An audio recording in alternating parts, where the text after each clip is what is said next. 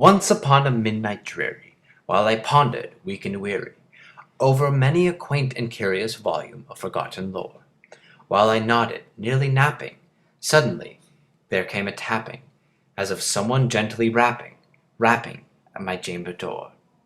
"'Tis some visitor," I muttered, tapping at my chamber door, "only this, and nothing more." Ah! distinctly I remember, it was in the bleak December, and each separate dying ember wrought its ghost upon the floor. Eagerly I wished the morrow, vainly I had sought to borrow from the books surcease of sorrow for the lost Lenore, for the rare and radiant maiden whom the angels name Lenore, nameless here for evermore. And the silken, sad, uncertain rustling of each purple curtain thrilled me, filled me with fantastic terrors never felt before, so that now, to the still beating of my heart, I stood repeating, "'Tis some visitor, entreating, entrance at my chamber door. Some late visitor, entreating, entrance at my chamber door. This it is, and nothing more." Presently my soul grew stronger, hesitating then no longer. "Sir," said I, "or madam, truly your forgiveness I implore, but the fact is, I was napping, and so gently you came rapping, and so faintly you came tapping at my chamber door, that I scarce was sure I heard you. Here I opened wide the door.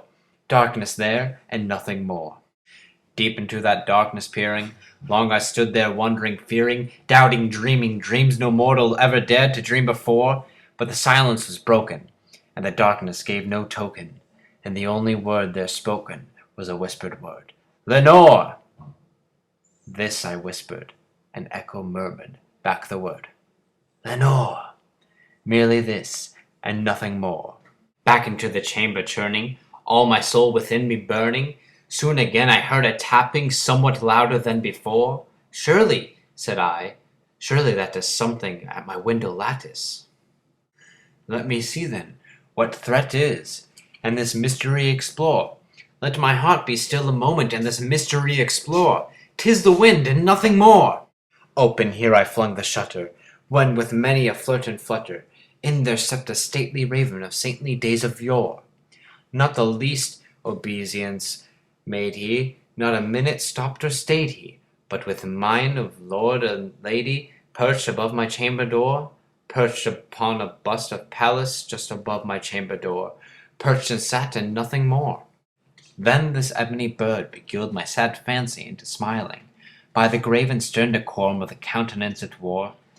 "Though thy crest be shorn and shaven, thou," I said, "art sure no craven, ghastly grim and ancient raven, wandering from the nightly shore. Tell me why thy lordly name is on the Plutonian shore."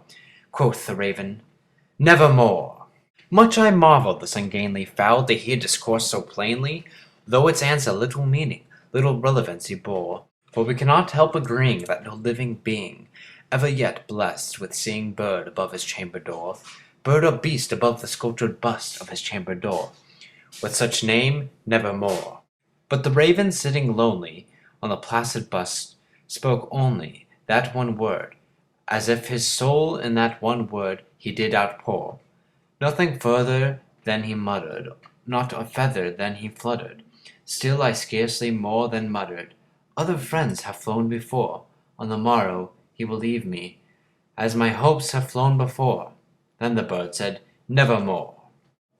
Startled at the stillness broken by reply so aptly spoken, "Doubtless," I said, "what it utters is only stock and store, caught from some unhappy master, whom unmerciful disaster followed fast and followed faster, until his song one burden bore, till the dirges of his hope that melancholy burden bore, of never, never more."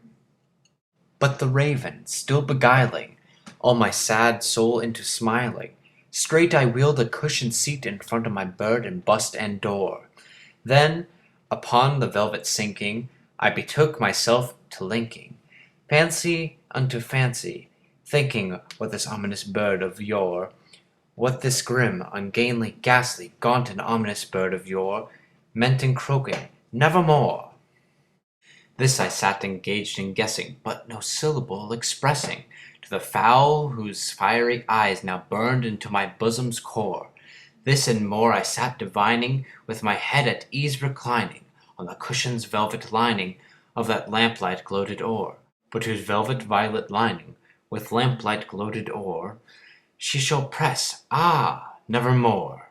Then, methought, the air grew denser, perfumed from an unseen censer, swung by seraphim, whose footfalls tinkled on the tufted floor.